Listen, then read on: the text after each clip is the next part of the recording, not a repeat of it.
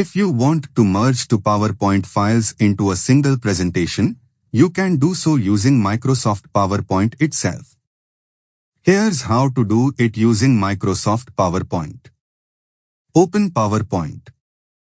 Open the first presentation. Open the PowerPoint presentation that you want to merge with another. Insert slides.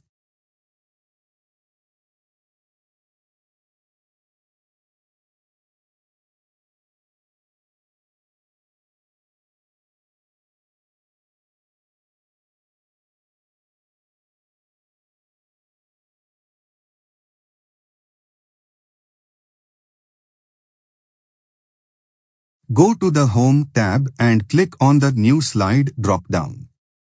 Choose Reuse Slides. Browse for the second presentation. Click on the Browse button. Select the second PowerPoint file you want to merge. Insert slides. Browse the slides of the second presentation and select the ones you want to insert.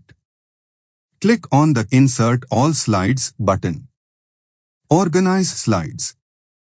Rearrange the slides if necessary by dragging them in the slide sorter view. Click on the checkbox Keep Source Formatting. Save the merged presentation.